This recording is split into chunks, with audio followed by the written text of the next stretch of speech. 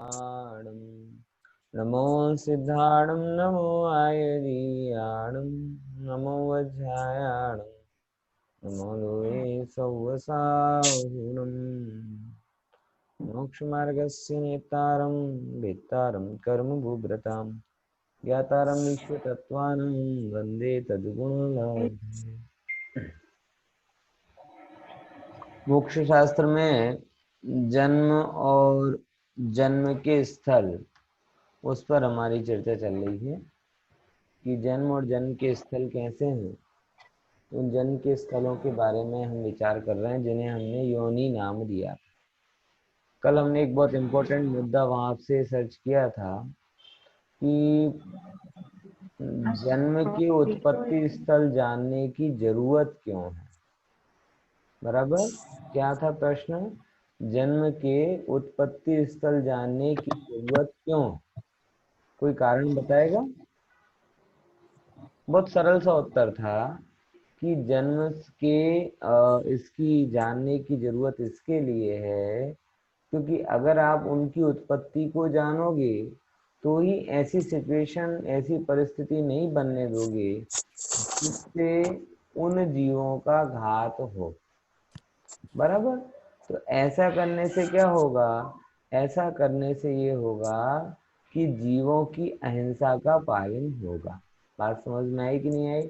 इसीलिए अपने यहाँ पर ये बात कही जाती है कि भाई सारे जीवों की उत्पत्ति के जो स्थल हैं उनको जानना चाहिए। ख्याल में आया ना? अब उसके बाद में अपन थोड़ी और चर्चा करें तो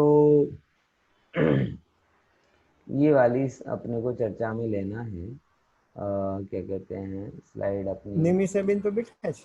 हाँ हाँ, તું કઈ કામ છે? નિમિષાબેન નિમિષાબેન જોડે હે? ફોટા પહોંચ્યા હશે. ચાલ,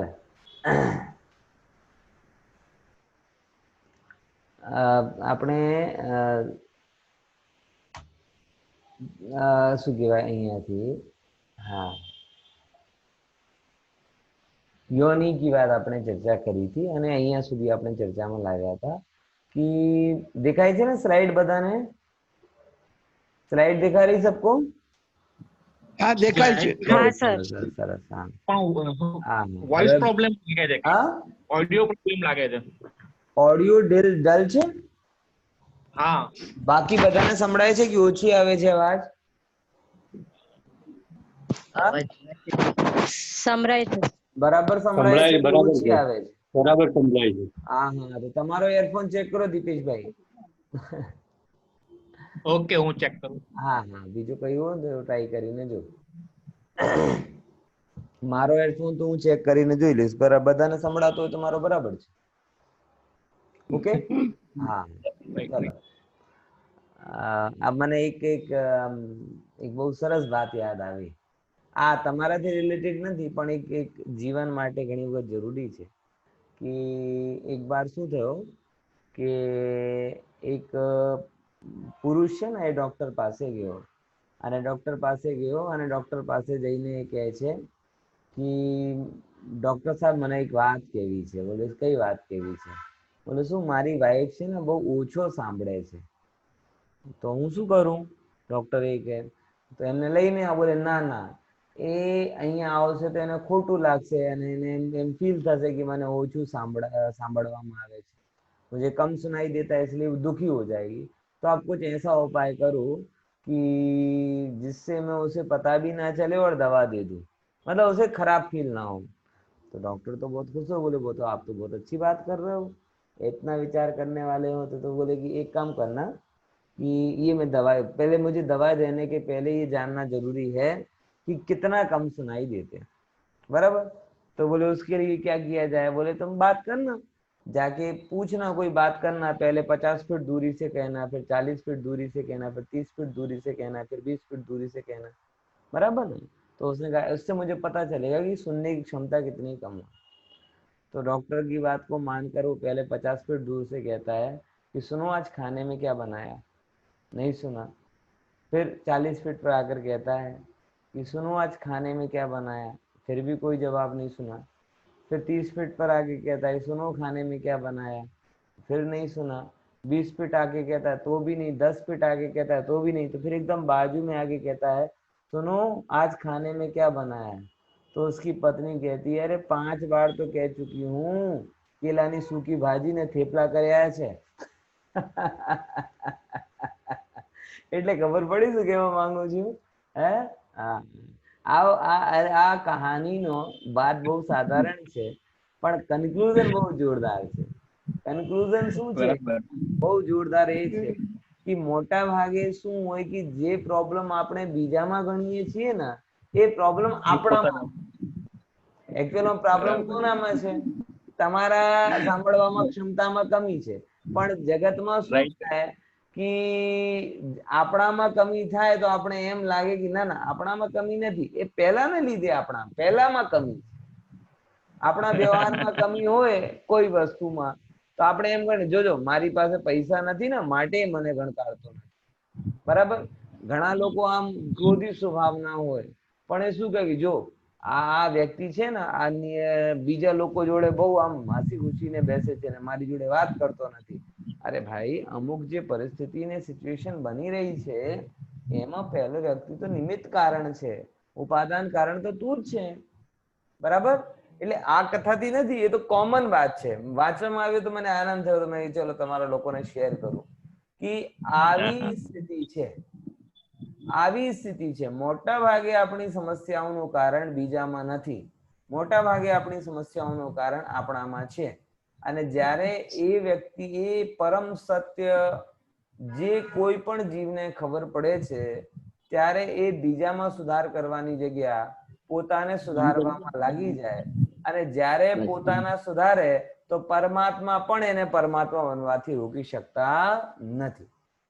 खबर पड़ी कि नहीं पड़ी कि परमात्मा भी उसे परमात्मा, और जब जब जीव दुनिया को सुधारने जाता है तब समझ लो नेता बन जाता है, और नेता भी कुछ होता नहीं है। जब जब भी आपका दृष्टिकोण बहिर्मुखी होता है आप दूसरों में उलझ जाते हो, और दूसरों में उलझ के ये मेरी नहीं मानते वो मेरी मान ले, ये ऐसा कर ले वो ऐसा कर ले, बस इस चक्कर में अपने मनुष्य भाव को बर्बाद कर देते हो। इसीलिए भगवान महावीर ने बहुत सुंदर सिद्धांत हमारे लिए दिए।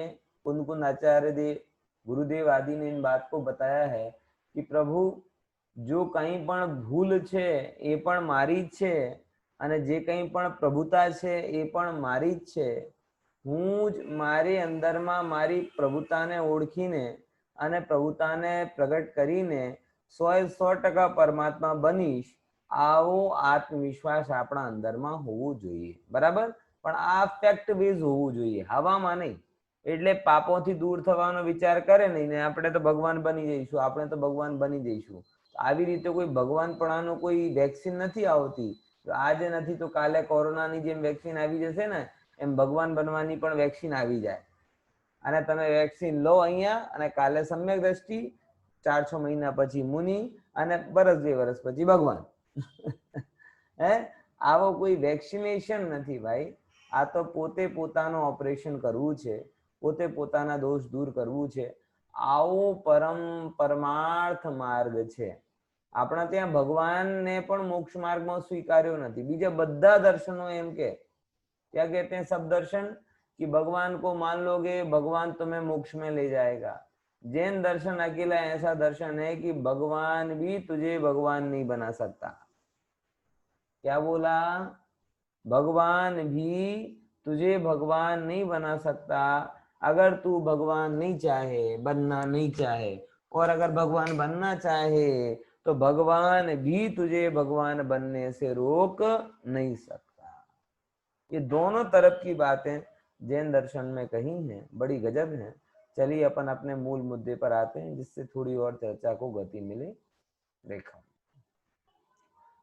बात अपनी यहाँ पर आ रही है कि जीवों की उत्पत्ति स्थल की बात है ना, और वो जीवों के उत्पत्ति स्थल योनि कहलाते हैं।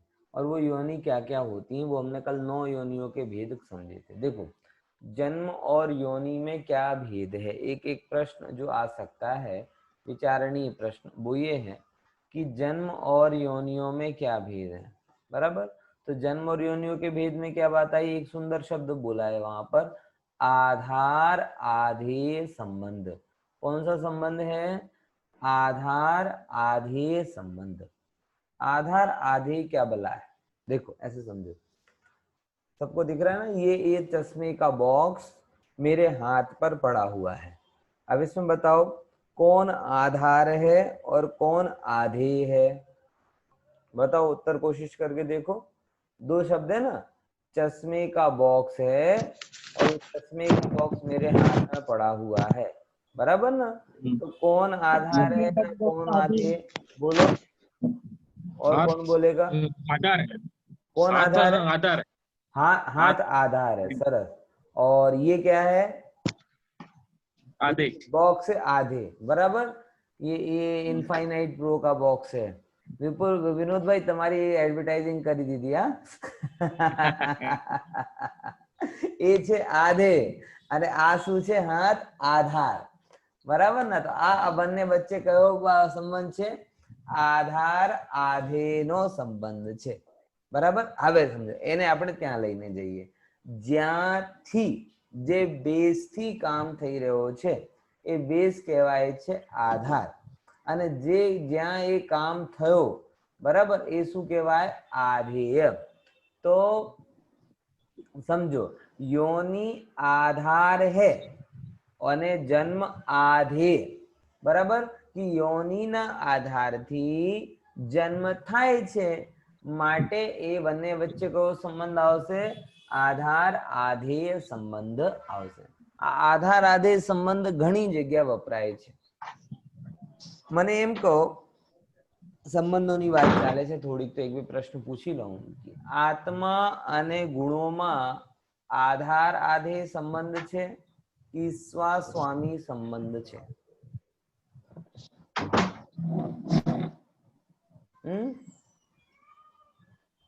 બોલો। તાદાત્મ્ય સંબંધ છે કે આધાર આધેય સંબંધ, થોડુંક સરળ કરી દઉં, કયો સંબંધ છે, આત્મા ને એના ગુણોમાં, સર આત્મા અને એના ગુણોમાં આધાર આધેય સંબંધ છે ને વિચારો। તાદાત્મ્ય પણ છે, બંને છે।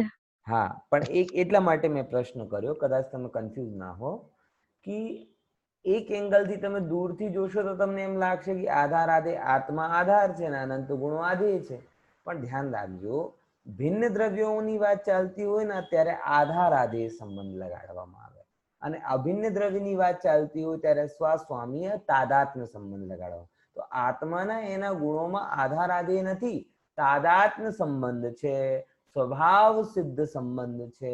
એટલે આત્મા અને અનંત ગુણો પહેલા જુદા હતા, પછી કોઈએ આત્માનો આધાર બનાવીને એમાં અનંત ગુણ ફિટ કરી દીધા, આવું નથી। જો આધાર આધેય માનો તો આવું થશે। જગતમાં તમને કદાચ ખબર ના હોય, એક દર્શન એવો છે, નૈયાયિક દર્શન કહીએ જેને, નૈયાયિક દર્શન આત્માને ગુણોમાં, આત્મા અને ગુણોમાં આધાર આધેય સંબંધ માને છે, સ્વભાવ નથી માનતો। કેમ કે એમ માને કે ગુણ જુદી વસ્તુ છે ને આત્મા જુદી વસ્તુ છે।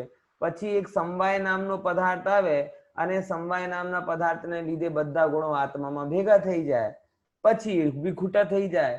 તો આવી રીતે આત્મા ત્યાં આધાર બની જાય અને અનંત ગુણો એના આધેય બની જાય। તો આચાર્ય કહે છે આવું નથી, આ કોઈ એવી વસ્તુ નથી કે જેમ કે દધીના શું કહેવાય, દૂધની તપેલીમાં દૂધ હોય, આવી રીતે આત્મામાં ગુણ હોય। આવો દૂધ અને તપેલી જેવો સંબંધ આત્મા અને ગુણ વચ્ચે નથી, કેમ કે આ દૂધ અને તપેલીમાં આધાર આધેય સંબંધ છે। અહીંયા આત્મા તો, આત્મામાં ગુણ તો દૂધમાં તપેલીમાં દૂધની જેમ નથી, દૂધમાં મીઠાશની જેમ, દૂધના સફેદીની જેમ, આવી રીતે કુદરતી છે। પોઈન્ટ ખબર પડી? એક ખાસ કોઈ કન્ફ્યુઝન ના રહે એટલા માટે હું, બધી જગ્યાએ તમને દૂરથી જોવામાં જાઓ તો એવું લાગશે કે આત્મા આધાર અને એના ગુણો આધેય, પણ આધાર આધેય સંબંધ એક શબ્દ પારિભાષિક શબ્દ રૂપે જાણી લો કે આધાર આધેય સંબંધ ભિન્ન દ્રવ્યોમાં હોય છે, અને આત્મા ને અનંત ગુણો ભિન્ન દ્રવ્ય નથી, માટે કોઈ આધાર આદેશ સંબંધને લઈને ભેગા થયા છે એમ નથી. આત્મા અને અનંત ગુણો પોતાના સ્વભાવને લઈને ભેગા છે, એટલા માટે એમાં કોઈ આધાર આદે નથી, તાદાત્મ્ય સંબંધ છે. Got it? સમજી ગયા બધા? આધાર સંબંધ એ ટેમ્પરરી થયા તો પછી એનો મતલબ? હા, ટેમ્પરરી એટલે ટેમ્પરરી નથી કહેતો, ભિન્ન દ્રવ્ય કહું છું. બરાબર? કેમ કે જે એ જીવનો ઉત્પત્તિ સ્થળ છે અને જે જીવ ઉત્પન્ન થઈ રહ્યો છે એ સદાકાળ સાથે નહીં રહેવાનું. સમજ્યા કે નહીં સમજ્યા?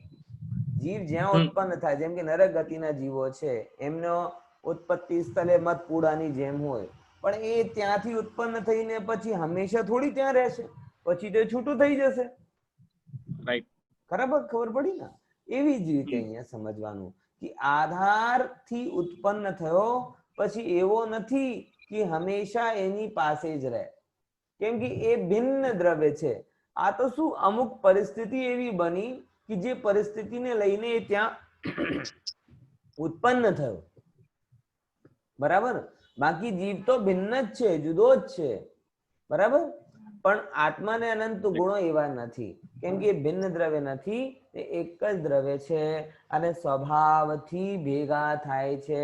અને ભેગા શબ્દ જ ખોટો છે, એનો સ્વભાવ જ છે તન્મય રહેવું, કોઈ ભેગા કરતો નથી. એમ ખબર ને? ઓકે, ચલો આપણે હવે એ પોઈન્ટ ને સમજ્યા, આગળ આપણે ચર્ચા કરીશું. હવે આગળનો પોઈન્ટ આવે છે કે એનો થોડું ખુલાસો કરે છે. બરાબર ને? જો યોની એટલે શું કહેવાય? બોલે એના બે એંગલ થી ભેદ કર્યા, આકૃતિના એંગલ થી ભેદ કર્યા અને ગુણના એંગલ થી ભેદ કર્યા. બરાબર? કે જે યોની જ્યાંથી જીવો ઉત્પન્ન થાય એની આકૃતિ કેવી છે, અને પછી ગુણ એટલે એમાં ગુણ કેટલા છે, કેવા કેવા છે, આ બે મુદ્દાથી ભેદ થાય છે. જો આકૃતિ એટલે શું કહેવાય? उत्पत्ति स्थान की आकृति के आधार पर भेद. ये તમને ખબર હશે કઈ કે તીર્થંકર આદि એ આવે છે ને, જો આવી ગયો એ બાર વસ્તુ, એટલા માટે એ જ હું લેવાનું તો उत्पत्ति स्थान की आकृति के आधार पर भेद, કે જીવની જે ઉત્પત્તિ હોય છે, મનુષ્ય જીવની ખાસ કર વાત કરી અહીંયા, તો એના આધારથી પણ એની ઉત્પત્તિ સ્થળોમાં ભેદ પડે છે. પછી ગુણના આધારથી પણ એમાં ભેદ પડે છે. તો એ કહે છે હવે પહેલા આકારના એંગલથી કયા કયા ભેદ પડે છે એ સમજો. પહેલા નંબર કીધું શંખાવર્ત યોની. કેવી યોની? શંખાવર્ત યોની. શંખ જોયું છે ને? શંખ. તો જે ઉત્પત્તિ સ્થળમાં આકૃતિ શંખનો આવૃત પડતો હોય એવી હોય, એ ઉત્પત્તિ સ્થળને શંખાવર્ત યોની કહેવામાં આવે છે. હવે એ યોનીની વિશેષતા કહો કે ખામી શું છે? એ યોનીની ખામી એ છે કે એમાં ગર્ભ ટકતો નથી. અમુક નથી જોવામાં આવતો કે સ્ત્રીઓ બાંજ થાય છે, બાંજ હોય છે સ્ત્રીઓ, એટલે એમાં ગર્ભ નથી રહેતો જીવ, એટલે આ રીતે એ લોકો માં નથી બની શકતી. કેમ નથી બની શકતી? એનું કારણ છે કે એ પ્રકારની જે યોનિની આકૃતિ હોય એમાં ગર્ભ ટકતો નથી. બરાબર? હવે બીજા નંબરની વાત, કૂર્મોન્નત યોની. કૂર્મ એટલે કોણ કહેવાય? કૂર્મ એટલે કહેવાય જેને કઈ કાચવો. तो જેમ કાચવાની તમને જોયું છે પીઠ कितनी मजबूत होती है, तो એવી ઉત્પત્તિ સ્થળનો આકાર જેનો હોય, કોની જેમ? કાચવાની ઉન્નત પીઠની જેમ, તો એ યોનિને કૂર્મોન્નત યોની કહેવામાં આવે. અને એ યોનિમાં કોણ કોણ ઉત્પન્ન થાય? સ્વાભાવિક છે કે ભાઈ જ્યારે આપણા ત્યાં નરેન્દ્ર મોદી આવે તો સી પ્લેન આવી જાય ને, કઈ સ્પેશિયલ હોય ને, એમને થોડી હોય કામ. હમણાં અમદાવાદમાં આવવાનો છે, આખા અમદાવાદમાં પોસ્ટર લાગી ગયા, હજી તો 10 દિવસની વાર છે. તો આ ભારત દેશનો રાજા જ્યારે ભારતમાં આવે, આ પોતાના ગામમાં આવે તો કઈ વિશેષ ફીલ થાય. એમ જે તીર્થંકર ને શ્લાકા પુરુષ આદિ ઉત્પન્ન થતા હોય એ ઉત્પત્તિ સ્થળ પણ સાધારણ નથી હોતો, એ ઉત્પત્તિ સ્થળ પણ અસાધારણ જ હોય છે. એટલા માટે એ ઉત્પત્તિ સ્થળને શું કહેવામાં આવે છે? કૂર્મોન્નત યોની. બરાબર. देखो तीर्थंकर वा सकल चक्रवर्ती वा अर्ध चक्रवर्ती, मतलब ये समझ लो नारायण प्रति नारायण आदि की बात चल रही। अर्ध चक्रवर्ती व बलभद्र उपजते हैं। ये श्लाका पुरुष जहां से उत्पन्न होते हैं, 3 खंड के स्वामी, 6 खंड के स्वामी, ये सब जहां पर तीर्थंकर जहां पर होते हैं वो योनि कूर्मोन्नत योनि कहलाती है। अब तीसरे नंबर का पॉइंट, वंश पत्र योनि। वंश એટલે बांस, बांस तो बांस के पत्तों की भांति जिस योनि का आकार होता है उसमें कौन होते हैं? शेष। तीर्थंकर आदि नहीं, श्लाका पुरुष नहीं, अपने जैसे जितने भी साधारण मनुष्य उत्पन्न होते हैं वो उत्पत्ति स्थल वंश पत्र कहलाता है। बराबर। तो ये योनियों के किस प्रकार से भेद किए? ये आकार की अपेक्षा से भेद किए। बराबर। कोई प्रश्न इस विषय में? चलिए आगे चलते हैं। अब गुण योनि की जो अपन ने बात करी थी कि गुण आधार पर जो भेद होते हैं वो 9 भेद होते हैं, अपन ने कल समझा था। सचित्त, अचित्त, सचित्ताचित्त, शीतोष्ण, शीतोष्ण दूसरा जोड़ा, और समृद्ध विवृत, समृद्ध विवृत। बराबर। अब खुलासा करते हैं। देखो अब ये बहुत ध्यान से समझना। ये क्यों समझना जरूरी है कि उसके माध्यम से जो मैंने बोला अहिंसा का पालन होता है। देखो सबसे पहले सचित्त कौन कौन से हैं? चेतन के साथ जो रहे वो सचित्त, अर्थात जीव सहित योनि, मतलब जहां पे निरंतर जीव होते ही रहते हैं। अपन कहते हैं ना कि सचित्त वनस्पति, सचित्त वनस्पति, सचित्त वनस्पति। तो सचित्त वनस्पति वो सचित्त योनि है, और उसमें भी जैसे अपन कहे ना बहुत सारे जीव अनंत काय के जीव होते हैं, वहां पर वो होते ही रहते हैं, वो उसमें उत्पन्न होते ही रहते हैं, वो सब सचित्त योनि के अंतर्गत आता है। जैसे आलू, गाजर वगैरह। बीच बीच में एक बात मैं आपको कह देता हूं कि अभी एक बार एक मैसेज आता है, शायद आप लोगों के पास में भी वो आ चुका होगा, 2 साल 3 साल से घूम रहा है, कि किसी ने पेड़ पर बाहर, जमीन के बाहर आलू लगा दिए। बराबर। जमीन के बाहर क्या लगा दिए? आलू लगा दिए, और कहते ये जैन आलू है। सुने होगी किसी ने बात, जैन आलू। और जैन आलू है इसीलिए वो जमीन के बाहर होता है, इसीलिए उसको खा सकते हैं। ठीक है। बराबर। अग्री। देखो ध्यान से समझना कि हमने किसी वैज्ञानिक के कारण आलू खाना बंद नहीं किया, और इसीलिए किसी वैज्ञानिक या किसी इसके कारण हम आलू खाना चालू नहीं कर देंगे जब तक जिनवाणी में ये बात नहीं आती कि भाई इस प्रकार से अन्य रूप की योनि हो सकती है कि जहां पे जीव, हमें जीव रहित तो हो जाए तो कोई दिक्कत नहीं है। लेकिन मुद्दा ये है कि पहले जीव रहित भी हमें पता नहीं चलता था, और अब जीव रहित तो हो गया तो भी हमें पता नहीं चलता कि है, ये भी पता नहीं चलता, तो हम कैसे उनका सेवन करें? तीसरे नंबर की बात कि एक वो आलू जमीन के अंदर है, मात्र इसके कारण हम नहीं छोड़ रहे, वो अनंत काय है इसके कारण छोड़ रहे हैं। अनंत काय वो जमीन के बाहर भी है या नहीं, ये निर्णय किए बिना हम अगर किसी का सेवन करने लगेंगे तो दोष का कारण बनेगा। बराबर समझ में आया? हमें जमीन से दिक्कत नहीं है। फिर से मैं बात बोल रहा हूं, जमीन में होना एक लक्षण है कि जो वनस्पति जमीन में होती है वो अनंत काय होती है, इसीलिए हम नहीं खाते।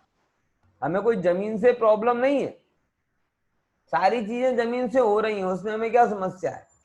कोई बीज के रूप में तो कोई मूल के रूप में, जमीन से हमें कोई प्रॉब्लम नहीं है। लेकिन जमीन के अंदर होना एक प्रकार का चिन्ह है कि जो वनस्पतियों के फल जमीन के नीचे होते हैं, कंद मूल होते हैं, उनके अंदर अनंत काय जीव होते हैं, मतलब उनका वो उत्पत्ति स्थल ही सचित्त ही योनि होती है। मूंगफली जमीन के अंदर होती है, हम खा लेते हैं। कारण क्या है? क्योंकि हमें वो जमीन के अंदर प्रॉब्लम नहीं है। मूंगफली तिलहन है, ऑयली फूड है, और ऑयली फूड है इसलिए उसके अंदर जीव उत्पत्ति नहीं होती है। सिंपल आज हम लौकिक में भी देखते हैं, तेल खराब नहीं होता है वर्ष तक रखोगे तो भी।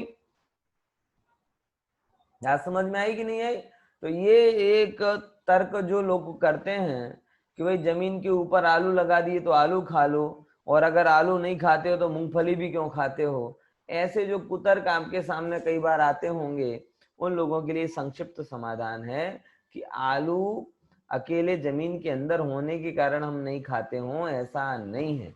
अनंत काय है, सचित्त योनि है, इसके कारण हम नहीं खाते हैं। आप उसकी उससे रहित कर दो तो हमें कोई दिक्कत नहीं है, लेकिन वो पुष्ट कहाँ से होगी? भगवान ने तो कोई मार्ग बताया नहीं कि भाई इस तरीके से चेक कर लो।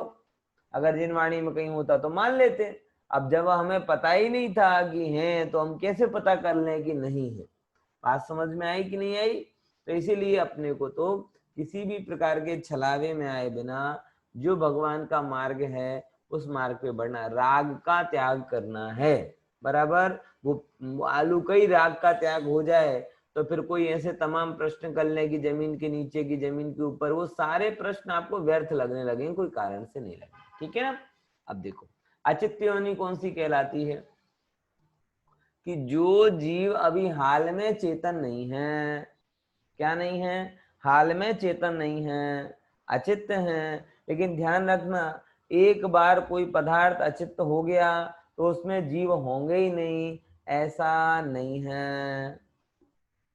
सचित्त में तो जीव होते ही रहते हैं, लेकिन जो आपने गेहूं रखे वो रखे उसमें भी जीव हो जाते हैं। जैसे कि वो चावल में धनेड़ा हो जाते कि नहीं हो जाते? अगर आप अच्छे प्रॉपर क्या कहते हैं दिवेल विवेल सुखा के दवा ववा करके नहीं रखो तो चावल में सब अनाज में जीव हो जाते हैं। माताएं बहनें बहुत कहती हैं कि दोपहर को हम क्या करें क्या करें। अरे भैया, घर में जो भी अनाज हो उसे 5-7 दिन में एक बार धूप में रख दिया करो। ये काम है, ये आचार, जैन आचार का पालन करना एक बड़ा काम है। क्योंकि अचित्त है तो आप ये मत समझना कि अब उसमें आगे जीव कभी होगा ही नहीं, क्योंकि आचार्यों ने सचित्त को भी योनि बोला है। मतलब सचित्त में भी जीव उत्पन्न होते हैं और अचित्त पदार्थों में भी जीव उत्पन्न हो सकते हैं। बात समझ में आ रही कि नहीं आ रही? समझे कि नहीं समझे? इसलिए माताओं बहनें, जितना टाइम आप व्हाट्सएप फेसबुक वगैरह में देते हो उससे थोड़ा बहुत कम समय अहिंसा धर्म के पालन के लिए दो। घर गृहस्थी में जो खाने की चीजें हैं उनको लगातार आप देखते जाओ कि ये जीवोत्पत्ति सहित है कि रहित है, कि जीवोत्पत्ति ना हो इसके लिए क्या शास्त्रोक्त विधियां बताई हैं उसका अध्ययन आप करो, कंपलसरी करो। अब दो बात है। तीसरे नंबर की बात ये कहूं कि इतना विचार जो हम अपने यहाँ पर कर रहे हैं कि भाई अचित्त पदार्थ तो सचित्त पदार्थ तो लेना नहीं, अचित्त पदार्थ का भी ध्यान रखना। सो जो होटल में बाहर में जो हम अभक्ष्य खाते हैं उसमें तो अनंत पदार्थों का घात होगा, अनंत जीवों का घात होगा। उसकी गणित कौन समझेगा? और उसके जीवों को आप जीव ना गिनो, उसके दोषों को आप दोष ना गिनो, तो कैसे काम बने? बराबर समझ में आया? इसीलिए ये मैंने सुना है महानगरों की महिलाओं की व्यथा, શું કરીએ टाइम पास न थतो, टाइम पास माटे कहीं करिए। तो टाइम पास करने के लिए आप ये अहिंसात्मक उपाय करो। घर की साफ सफाई व्यवस्थित रखो, अन्न जिससे वो जीव उत्पन्न ना हो ऐसा काम करो। अहिंसा धर्म का पालन होगा, दया धर्म का पालन होगा और पवित्र भावना के कारण मोह भी क्षीण होगा। बराबर? तो यहाँ वहां समय लगाने की बजाय आप किचन फ्रेंडली बनिए, कोई दिक्कत नहीं है। दुनिया ये कहेगी તમે તો આખો દિવસ રસોડામાં રહો છો, આખો દિવસ के घर गृहस्थीના કામમાં પડ્યા રહો છો, तो भाई उसमें कोई दिक्कत नहीं। जिसकी जो महिमा है वो अल्टीमेटली। देखो एक बात मैं आपको बताऊं, बड़ी गजब बात है। आपको पता है कि ये जो है ना, इन सबको आहार वर्गणा कहते हैं। क्या वर्गणा कहते हैं? आहार वर्गणा। आपका शरीर भी आहार वर्गणा है और ये जो बन रहे हैं ना बाहर की चीजें, ये भी आहार वर्गणा है। अन्न भी आहार वर्गणा है, अन्न भी आहार वर्गणा है, आपका शरीर भी आहार वर्गणा से बना है। यानी जो आप ले रहे हो रॉ मटेरियल वही आपके शरीर में कन्वर्ट हो रहा है। और वही आपका फिर साधन बन जाता है। तो अगर आप ऐसे सदोष चीजें लोगे तो आपकी मशीन भी दोष वाली हो जाएगी, और मशीन दोष वाली हो जाएगी तो काम भी उससे बिगड़ेगा। और जब आप निर्दोष चीज लोगे, लौकिक में अपन देखते हैं ना कि जो भी चीज घर में लेते हैं एकदम प्योर लेना चाहते हैं, मिलावट वाला नहीं होना चाहिए, मजबूत होना चाहिए, ये होना चाहिए, एक्सेट्रा एक्सेट्रा एक्सेट्रा। घर को निर्दोष चाहिए, और तन जिससे बनेगा उसके लिए कुछ भी खिलाओ पिलाओ। और फिर कोई ऐसा ज्ञान और देता है तो उस पर मुझे गुस्सा आती है, अरे जो खाने मिल जाए खा लो, बाकी आत्मा आत्मा का ध्यान करो। अरे भाई साहब, आप विचार तो करो जरा कि ऐसे प्रमाद परिणाम से जो खाने मिल जाए सो खा लो ना, आत्मा का विचार करो। आत्मा का विचार हो सकता है क्या ऐसी विपरीत परिस्थितियों में? जो शरीर को हमें मोक्ष का साधन बनाना है, और वो जिसके होने पर काम होता है, बिगड़ने पर परिणाम बिगड़ते हैं, ये प्रत्यक्ष अनुभव में आता है। ये होने पर भी उसके रॉ मटेरियल पर आप ध्यान ना दो तो ठीक नहीं है, बराबर। तो ये बात तो एक आपकी सीख शिक्षा के लिए दी कि जो जिन लोगों को ये लगता है कि समय पसार थतो નથી, એ લોકો શું કરે કે એ લોકો આવી રીતે થોડા કિચનમાં જઈને પોતાના સચિત્ત પદાર્થોને પણ 5-7 દિવસ 15 દિવસમાં એકવાર ધૂપ લગાડે, જેમાં જે જીવોત્પત્તિની સંભાવના બનતી હોય એ પણ ના બને। કારણ કેમ કે અચિત્ત પદાર્થોમાં પણ જીવોત્પત્તિની વાત હોય છે। अब देखो, बराबर, सचित्त और अचित्त दोनों का कंबाइन, चेतन और पुद्गल सहित उत्पत्ति स्थान, ये जहां पर पुद्गल परमाणु भी हैं और चेतन प्रेरणा भी है, ऐसे माता का गर्भ, माता के गर्भ में जीव अचानक नहीं होता, उसमें चेतन प्रेरणा भी होती है और पुद्गल के अवसर भी होते हैं, परिस्थितियां भी होती हैं। तो ऐसी जो परिस्थिति में जीव उत्पन्न होता है, सो माँ का गर्भ कौन सी योनि कहा जाता है? सचित्ता चित्त योनि। कौन सी योनि?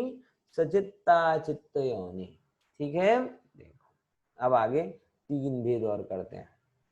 जिन पुद्गलों में शीत स्पर्श प्रकट है, कि ऐसा शीत स्पर्श जिससे जीवोत्पत्ति की संभावना बढ़ जाए। और हम नहीं कहते लोग कोरोना में कि भाई सर्दी अभी अभी चर्चा चालू हो गई ना, क्या कि सर्दी अभी बढ़ेगी तो कोरोना बढ़ेगा। कारण क्योंकि ये जो वायरस है ना, ये शीत में ज्यादा उत्पन्न होता है। अब है तो ये भी जी, अब लंदन में लॉकडाउन हो गया, फ्रांस में चल रहा है और कह रहे हैं कि सेकंड लेयर आएगी। भारत में भी आज मैं न्यूज में देख रहा था कि शायद दिसंबर जनवरी में प्रमाण फिर से बढ़ सकता है। क्यों बढ़ रहा है? क्योंकि ये इस वायरस की योनि कौन सी है? ऐसे कोरोना को कोल्ड पसंद है, कोरोना को कोल्ड पसंद है कि जैसे ही शीत वाला वातावरण होता है ज्यादा उत्पन्न होता है, बराबर। फिर कुछ क्या होते हैं, जिन पुद्गलों को उष्ण स्पर्श पसंद है, जो गर्माहट में उत्पन्न होते हैं, बहुत सारी चीजें होती हैं गर्म होने पर वो आती हैं, तो वो उष्ण योनि वाले होते हैं। अब देखो शीतोष्ण कि जो दोनों मिलकर जो बनते हैं उन्हें शीतोष्ण योनि कहते हैं, बराबर। आगे देखो संवृत, संवृत जो पुद्गल स्कंद देखने में नहीं आते, जिनका आकार गुप्त है, वो कौन सी योनि वाले कहलाते हैं? संवृत योनि वाले कहलाते हैं, बराबर।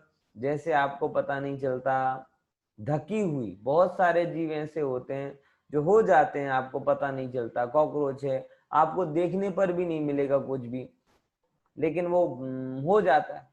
अभी मैं दिवाली की सफाई में थोड़ा बहुत समय रहता है तो करता हूँ, तो उसमें कितने क्या जीव ध्यान में आते हैं, जिनको कुछ भी, जिनका बाहर से स्पेस नहीं तो भी वो उत्पन्न होते हुए दिखते हैं। तो दिखते हैं तो कौन सी योनि कहलाती है? वो संवृत योनि कहलाती है, बराबर। ढकी हुई, प्रकट नहीं, बराबर।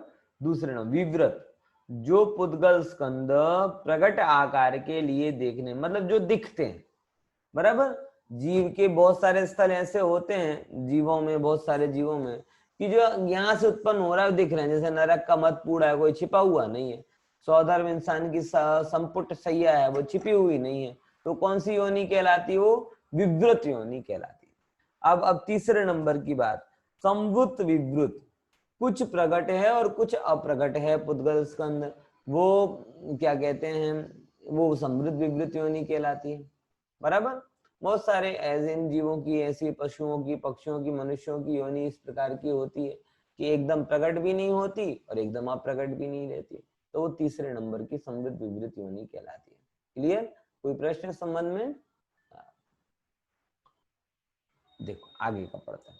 बहुत सारे लोग थोड़े संकोच से में रहते हैं और बाद में मेरे से कहते हैं कि पंडित जी पूछना तो था, लेकिन जाहिर में पूछते तो फिर ये होता ना वो होता। ऐसा मत रखो भैया, जाहिर में पूछने का मन हो तो पूछ लिया करो, कोई कंफ्यूजन वाली बात है, सब अपने ही है।